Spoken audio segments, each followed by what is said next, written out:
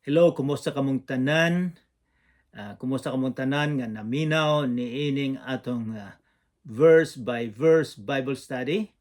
Naa na kita sa Kapitulo 28, duol na gitang mahuman sa atong pagtuon pila na siguro mga sobra sa tulo ka bulan, tulo or upat ka bulan nga kita gatuon sa libro nga mga buhat nga gisulat ni Dr. Lucas nga iyang gihatagan kita og higayon nga makahibalo kung giunsa nga ang pulong sa Ginoo nasabwag gikan sa Jerusalem o ngadto sa Roma o didto sa Roma, mikalat na sa tibuok kalibutan.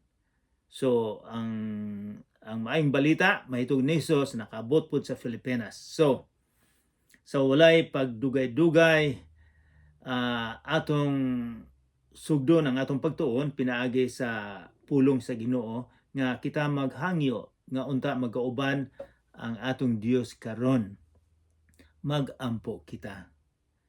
Amahan namong langit nun, daghang salamat nga imong gibuhat ang kalibutan.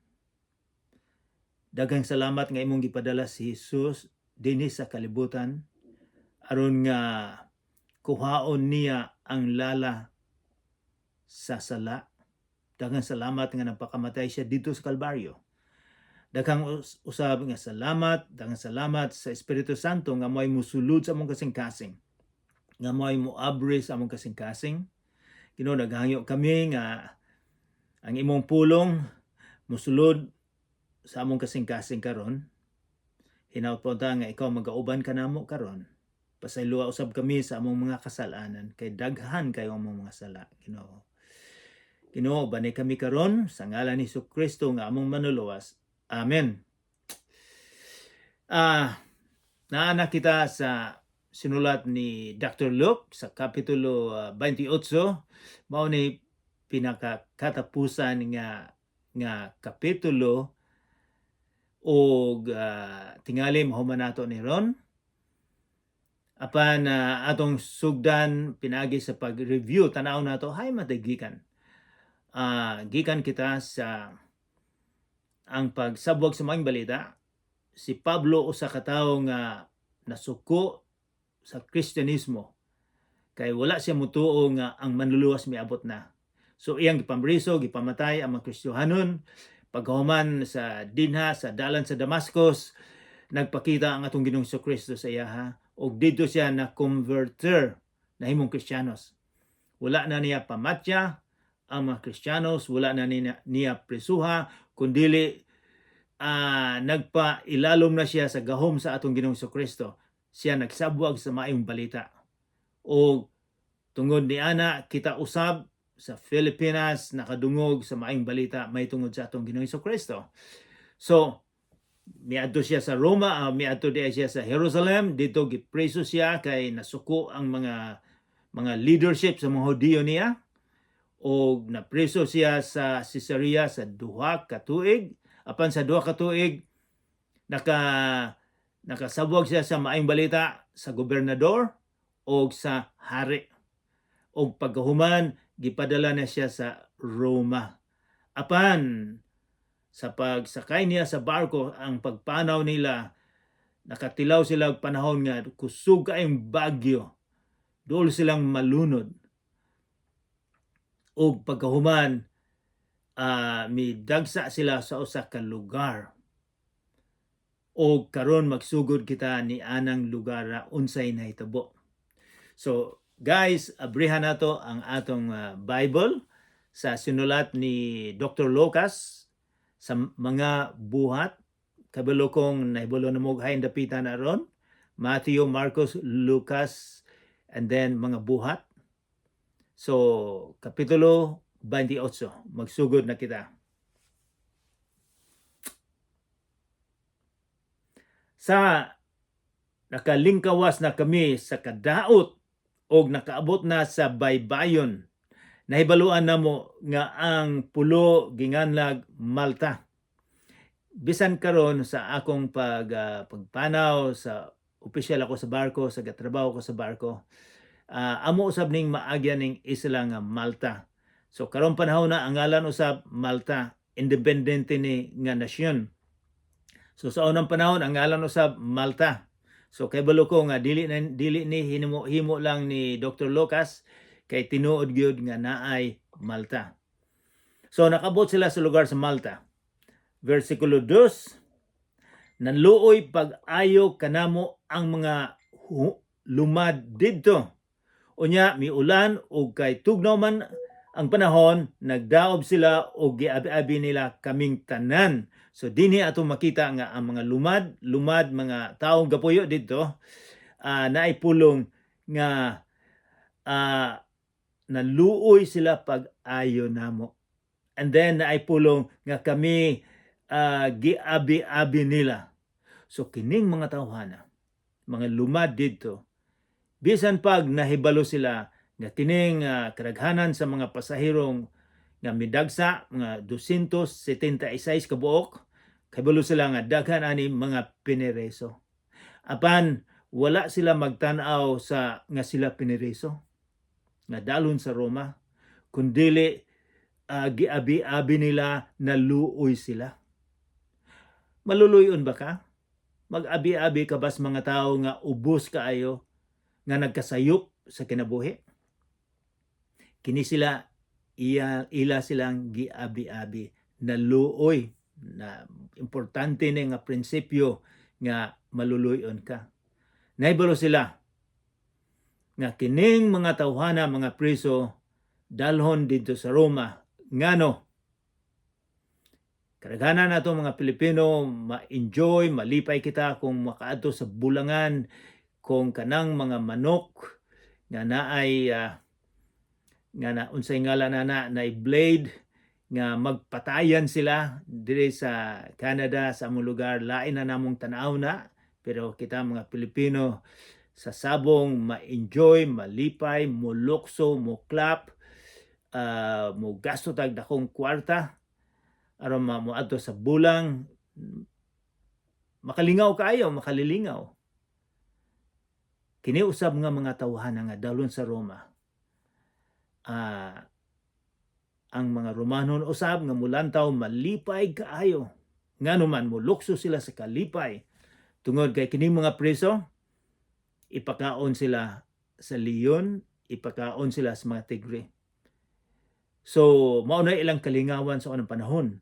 So kini sila mga lumad, nahibalo sila nga kini ang padulngan apan ila gyapon giabi-abi. So aduna sila kasing-kasing nga wala maglantaw kung unsay status nimo, kung unsay imong lugar sa katilingban, kundili may tabang sila. Ikaw mo tabang ba ka sa mga tawo nga galisod?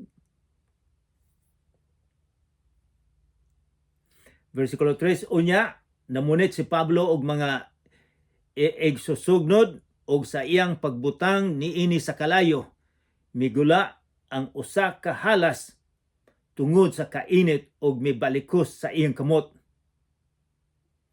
So kay tingtugnaw man to. Pag abot nila tingtugnaw, diri sa among panahon, Mayo na karon, murag mibalik ang tingtugnaw. Pila na kaadlaw karon nag-snow, nagtugnaw, so gahamdong gyud mi nga ang summer, ang ting-init moabot na, pero nagdugay-dugay pa. Gusto na unta kong magdulag tennis, magtudlo og tennis, apan tugnaw gyapon sa guha. Kini tingtugnaw usab. Mao na nga nagkuha og kahoy sugnod si Pablo, adun nga sila ang 276 ka mga tawo nga kauban niya mainitan. Dinhi atong makita ang usa ka prinsipyo usab ni Pablo. Si Pablo usa ka sikat nga ebanghelista. Edukado siya og husto. Taas ang iyang rangko, Roman citizen. Naibulo siya sa karaang tugon sa Bible, bright siya kayo, intelihente. Apan kaybulo ka, nagkuha siya sugnod para aduna sila kalayo mainitan. Wala siya moingon nga, hey, Lucas, magkuha mo kahoy. Kamo din na, kuha mo kahoy para mainitan ta. Wala. Dini atong makita ang usa ka tinuod nga leader, usa ka tinuod nga pangulo. Siya ang mag-una sa trabaho. Ipakita niya nga siya kaya niya ang trabaho nga iyang isugo. Ang atong Ginoong Hesukristo miingon nga if you want to be a good leader, you must be a servant. Buti pasabot lang kung gusto ka mahimong maayong pangulo, ikaw magpaubos, mahimo kang magpaubos ka nga mahimo usab ka nga sulugoon. Kung maayo ka nga sulugoon, maayo usab ka nga leader nga pangulo. Sa kalibutan karon dili kadaghanan sa mga leader mo siagit lang. Kamo mo na inyong trabaho.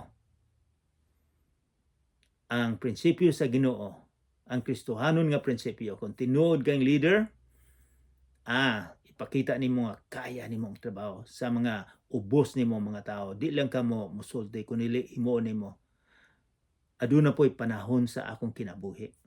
Dili ni panghambog nga ako usab nahimong leader sa usa ka sa among munisipyo dito sa among syudad. Daghang pugong mga tao o ako sa mahinumduman nga kunting tugnaw daghang kay mga snow sa palibot sa among building. Dili lang ako suguon ang mga tao kundi mo appeal gyud ko nila. Mukuha ko pala mo appeal ko nga ang mga snow nga mawala sa dalan. Ako yung gipakita usab nga kaya na ako ang trabaho. So, mao nay nakita na ako ni San Pablo nga maayo gid siyang leader. Kay kaya man niya ang trabaho. Og siya mitabang gid siya, og siya gauna. So dinhi atong makita ang prinsipyo nga gihatag sa atong Ginoong Hesukristo nga kung gusto ka nga mahimong leader, kailangan mapiunubsanon ka nga kaya nimo ang trabaho sa mga tao nga ubos nimo. So mao ni gihimo ni Pablo. Ikaduha dinhi sa atong nakita nga nining bersikulo. Samtang nagkuha siya mga sugnod, unsay nahitabo? Dinhay snake, dinhay lala nga sawa nga mipaak niya. Gipaak siya. Ang mga tao nga mga lumad dito gahulat sila. Unsay nakita na to? Ang mga lumad sa versikulo 4 nakakita sa halas nga nagbitay sa kamot ni Pablo og nag-ingnanay sila. Mamumuno tingali kining tawhana. Apan ang hustisya dili gayud motugot nga mabuhi siya bisan kung nakalingkawas na siya sa dagat. So ang ilang paglantaw nga si Pablo gipaak og halas o kini siya mamatay. Wala siya makilingkawas sa hustisya. Diyan ang panahon na sa kining dinhi sa kalibutan karon. Ang pinakalala nga sala naa makita dinha sa Australia, Taipan ang ngalan. Kung mapaakan ka sa 30 o 45 minutos mamatay ka na. Ang imong baga dili ang mga baga, ang imong lungs dili na mo function, dili na mo trabaho. Ay imong kasing-kasing dili na mo pitik. Dili na ka maka-feel, ma-paralyze na ka. Ang dugo nimo mugahi na. Sumamatay ka tungod sa lala. So kini mga tawhan na nahibalo nga wala na pag-asa, mamatay na ni siya. Matumba. Ilang gipaabot nga matumba. Wala man natumba si Pablo. So, apan adunay lala karon sa kalibutan. Nga dili cobra, ang cobra, ang taipan, patyo na ang imong lawas, ang dugo nimo dili na mo dili na mo gahi, ang imong kasing-kasing dili mo pitik. Apan kining lala nga sala, ang lala sa sala nga ang imong espiritu mamatay. Dili ang imong lawas lang kundi ang imong espiritu patyon. apan ang nakamaayo nga maayong balita. Kay kining lala sa sala gikuha sa atong Ginoong Hesukristo didto sa cross sa Kalbaryo. Nagpakamatay siya sa imuha ug sa akong sala. Kining lala sa sala nga peligro kayo, nga walay makaluwas. Walay relihiyon nga makaluwas, kundili ang ato lang pagtuo, pagsalig sa gihimo ni Jesus didto sa Kalbaryo, nga kita malimpyuhan. Ang atong relihiyon, ang atong mga leaders sa atong relihiyon, dili makakuha niining lala sa sala, kundili ang ato lang pagsalig sa gihimo ni Jesus dito sa Kalbaryo.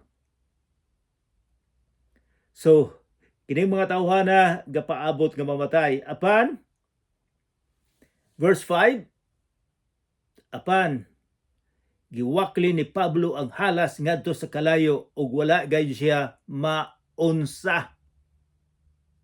Unsa may nahitabo?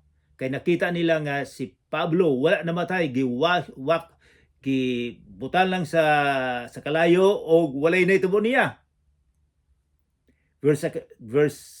Versikulo 6, nagpaabot sila nga manghupong siya og mukalit sa pagkatumba. Sumo nilang nakita nga kung mapaakan ka sa sawa, manghupong og mukalit pagkatumba og mamatay, dali lang day kaayo. So, poisonous gini kaayo, lala kaayo, mas lala pa siguro sa mamba or sa taipan. Sa tibok kalibutan karon ang taipan 30 o 45 minutos mamatay ka. Kini sila gapaabot nga matumba si Pablo, kay daghan man siguro napaakan na nahibalo sila. Apan tapos sa dugay-dugayng pagpaabot, nakita nila nga wala siya maunsa. Busa nausab ang ilang hunahuna ug miingon sila, usa ka Dios. So gikan sa ilang paglantaw nga si Pablo dili maayong tao, criminal, karon na usub dayon ang ilang hunahuna. Unsa? Nga si Pablo Dios. Kay sa unang panahon, ang mga tao dito daghan silang mga rebolto, daghan silang mga Dios. Ang mga Grego daghan kaayo. Romano nakasunod pod, daghan silang Ginoo, daghan silang mga rebolto. Ang mga Hindu karon, mga Hindu minilyon ang ilang Ginoo. So sila binilag si Pablo Ginoo sa dili ba sa atong pagtuon dinay usa ka lugar nga si Pablo giayo sa samtang nagwali siya sa maayong balita sa usa ka lugar, giayo niya ang bakol og nakita nila nga giayo ang bakol. Ang paglantaw sa mga tao didto sa Litra o sa Petra, paglantaw sa mga tao nga giayo ni Pablo, mingon sila, ang Ginoo nahimong tao. Ila unta nga simbahon si Pablo. Apan si Pablo gigisi niyang sinina, mingon siya, ayaw ningog simbaha, kay tao lamang ako. Si Pablo sa iyang pagkahudiyo, mituog sila nga usa lang ang Ginoo. Walay lain nga imong ampuan, walay lain nga imong simbahon, kundi ang tinuod lang nga Ginoo. So, magbantay usab kita nga dili ta mo ampo sa uban sa mga rebolto. Kay bisag si San Pablo, si San Pedro maingon nga dili ayo gin mo pag-ampo ingon ana. Kay usa lang atong ampuan. Kining mga tawhana miingon sila nga, si Pablo Ginoo. So ayaw dayon ta paglantaw nga usa ka tao adunay abilidad nga sinugo siya sa Ginoo. Verse 7, dili layo ni adun dapita mao ang kayutaan ni Publio nga maoy pangulo sa isla. Giabi-abi niya kami dito sa sulod sa tulo ka adlaw. So ang leader nila maayo kaayong tao. Kining 276 ka mga tao iyang giabi-abi. Bisag naibalo siya nga kini sila mga preso, nga kini sila ipakaon sa leon, sa tigre, apan ang iyang kasing-kasing maluluyon. Giabi-abi niya. Tulo ka adlaw gipakaon niya. Tingali dako kayong kuan niya, tingali dato ni siya. Tingali dako kayo ang balay niya kay huna-una 276 iyang gipakaon sa tulo ka adlaw. Niadtong higayon na verse 8, ang ama ni Publio naghigda kay gihilantan o gidisenteriya. Ang ubang kuan miingon nga nagsuka og dugo, nagtai og dugo, mura ni siya og unsa na sa unang panahon dinay eltor. So nagkasakit ang iyang amahan. Miduaw si Pablo sa masakiton ug nagampo. Gitapion niya ang iyang kamot sa masakiton ug naayo kini. So atong nakita nga si Pablo ang amahan sa leaders niya ng isla nagkasakit, gidysentery, eltor, or so nagkasakit siya o giayo, gibutang ni Pablo ang iyang kamot, nagampo siya.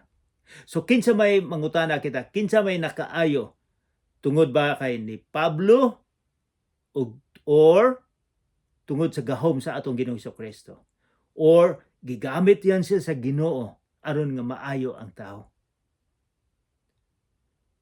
So ang pagkaayo sa tao, gahom sa Ginoo, gigamit lang niya si San Pablo.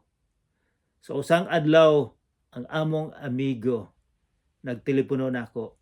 Biyon siya, Ro, pwede bang imuming bisitahon diri sa hospital kay nga akong bana nagkasakit? Pwede bang mag-ampo ka?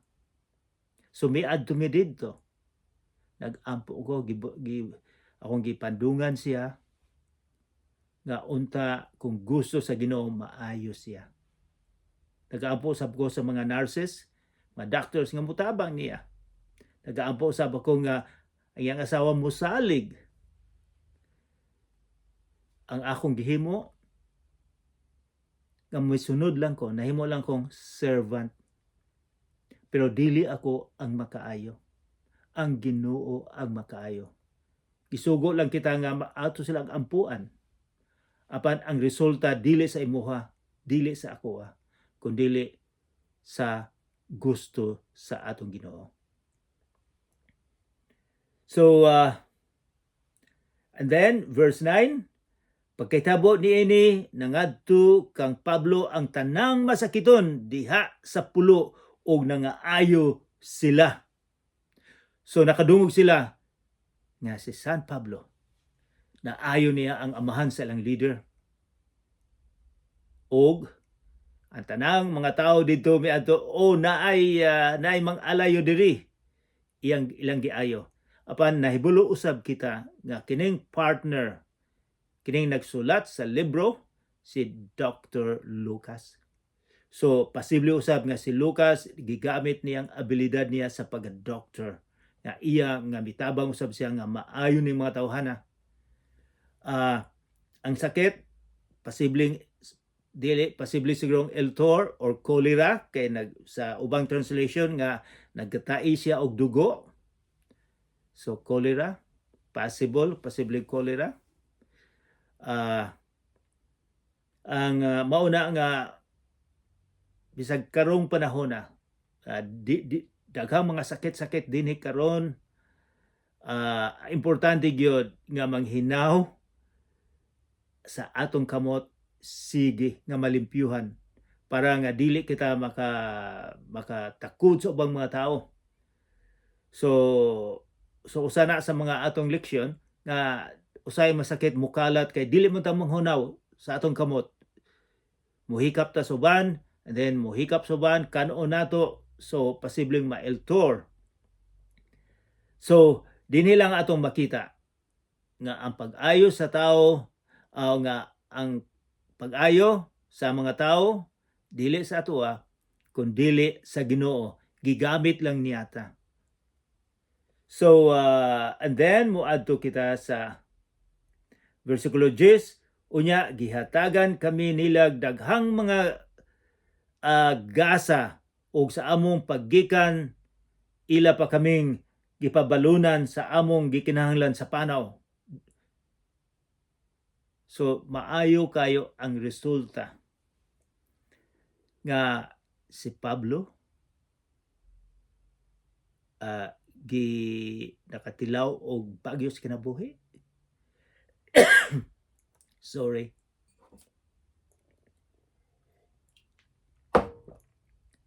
Gidagsa siya didto sa isla sa Malta.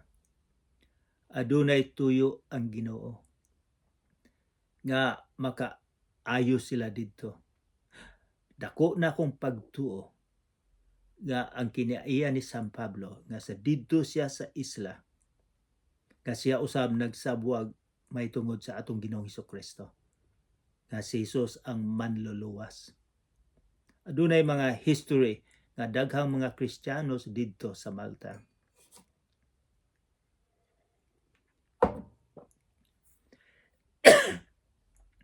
Tungod sa gihimo ni Pablo, tungod sa gidagsa si Pablo dito. So aduna ang plano, ang Ginoo adunay plano sa kalisod sa atong kinabuhi. Kung kita mo salig mo tuo, aduna di ay maayo nga mahitabo sa kalisod sa atong kinabuhi. Lisod kayo ni nato niya nga maantiguan, nga masabtan. Apan ang Ginoo kung mosalig ka, adunay maayong mahitabo. Dili day nato makita sa atong mata. Apan gamiton kita sa Ginoo. And then kikinanglan, so gitabangan sila. And then verse 11, paglabay sa tulo ka adlaw, milawig, I mean to say, pagkalabay sa tulo ka bulan, milawig kami sa sakayan nga gikan sa Alejandria. Karon Alexandria, Egypt, nakaadto ko na dinadapita. Ang maong sakayan nga didto sa isla sa panahon sa tingtugnaw, ginganlag ang kaluha nga Dios. So sa ilang panahon ang mga sakayan sa dulong sa sakayan aduna sila ibutang nga ilang Dios. Naa sila rebolto nga ilang ibutang nga makaproteksyon sa ilang panaw. So kini dinhi mingon siya adunay ang kaluha nga Dios. Kini mga Dios ni sa mga Grego. Sa akong giingon nimo, mga tao sa unang panahon, Grego, Romano, aduna sila daghang ginoom, tuo sila nga ang mga rebolto nila makatabang, makaproteksyon nila. Bisan karon panahon na ay mga tao nga butan nila rebolto sa ilang sakyanan aron nga maproteksyonan sila. Pero ang pinaka-importante gyud kung mag-drive dili gyud mo inom, kay kung lasing ka, kung daghang imong nainom, bisag unsa pay mga rebolto nga imong ibutang, posible nga madisgrasya ka or makadisgrasya ka sa ubang mga tao. So kay ang rebolto dili makatabang. Ang ato lang pagsalig sa atong Ginoong Hesukristo ang makatabang nato.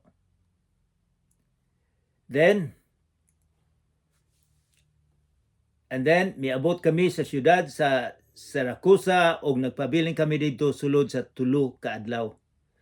Gikan didto milawig kami ug miabot sa siyudad sa Regio.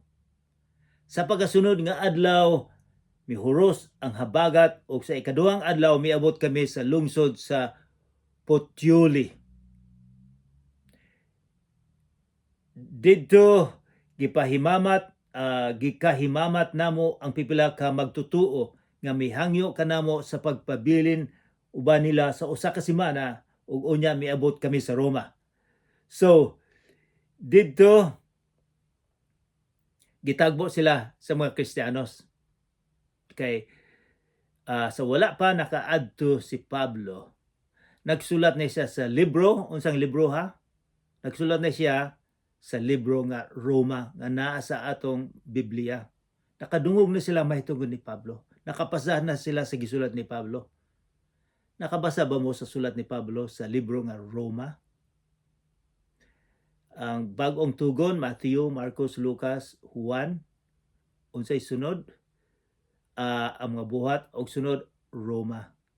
So, kini mga tawanan, nakadungog sila nga si Pablo miabot o gusto, excited sila nga makita kining bantugan nga ebanghelista. O paghuman kining lugar usab sa barko pa ko sa una nakaadto mi niining syudara. 14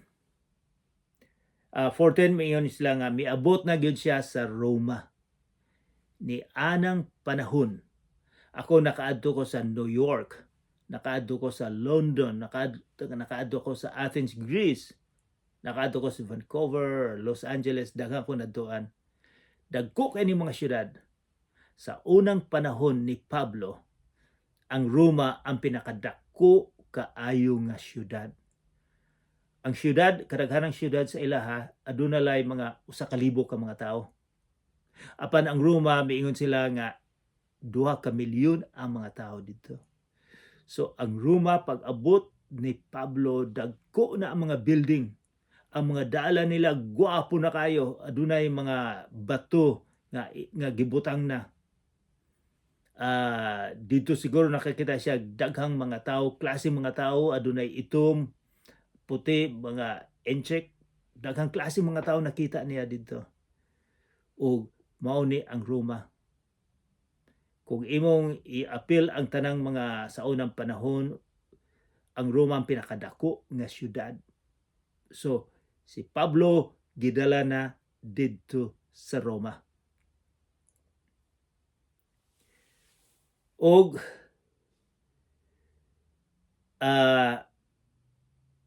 atong hunungon na lang dinhi ang pag-abot ni Pablo dito sa Roma.